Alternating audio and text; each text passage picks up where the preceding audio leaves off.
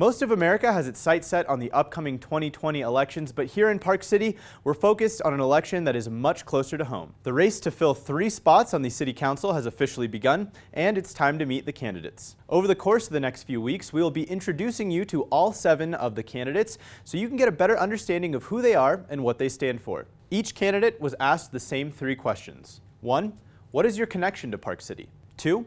What are the main policy goals that you'll try to accomplish during your 4 years in office? And 3, what can the City Council do to ensure that the working class of Park City does not get left behind as Park City continues through rising housing costs and steady economic growth? We begin this week with Daniel Lewis, who has called Park City home for 18 years and has been in charge of organizing popular community events like the Park City Sunday Market, Mountain Town Music, and the Park City Film Series. My name is Daniel Lewis, and I've been here in Park City working for the past 20 years.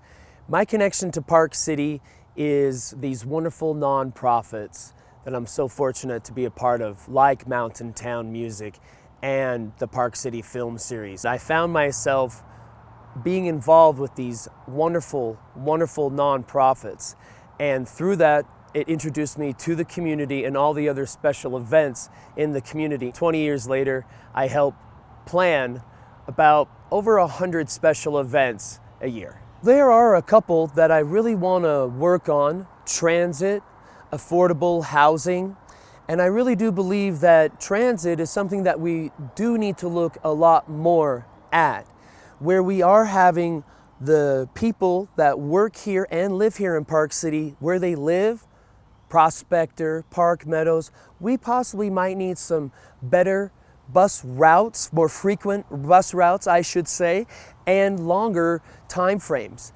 Just because we know now that all the people that work in Park City live in Prospector and certain places that we've set up.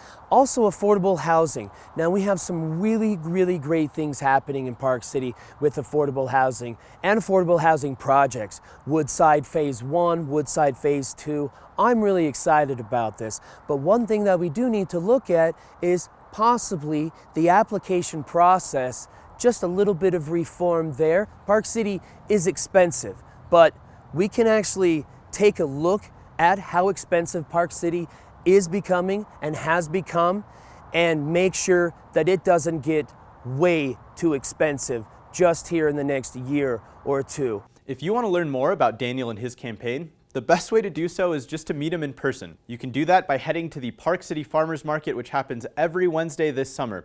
And if you can't meet him there at the Farmers Market, you can send any questions to him over Facebook. Now it's time for a quick recap of the biggest political stories from around the state and community this week. First, the state legislature's Tax Restructuring and Equalization Task Force has created a community outreach website where the public can voice their opinion on how to improve the state's current tax structure. This stems from House Bill 441, a bill introduced during the 2019 legislative session that would have expanded the state's sales tax to include a wide array of service-related transactions, including everything from accounting to engineering, but was ultimately scrapped after severe pushback from industry lobbyists and local entrepreneurs. The state is still trying to figure out how to tackle this tax issue, and if you want to voice your opinion or give your input on how these changes could affect your business, you can head to the website strongfutures.utah.gov.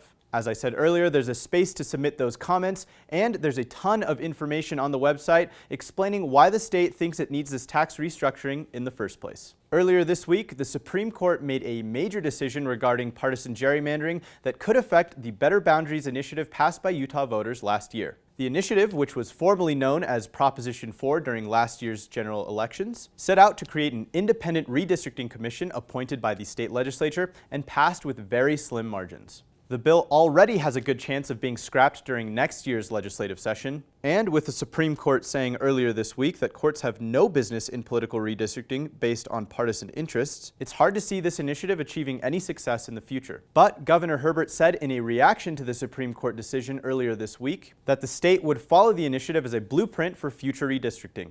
We'll keep you informed as this story develops. Thanks so much for tuning in to today's webisode of Political Peaks. Remember to keep it tuned here to ParkCity.tv over the course of the next few weeks so you can get to know your candidates for City Council. As always, follow us on all of our social media at ParkCityTV. We will have new episodes of Peak Bites and Political Peaks dropping next week, so until then, have a good one, and we'll see you next time.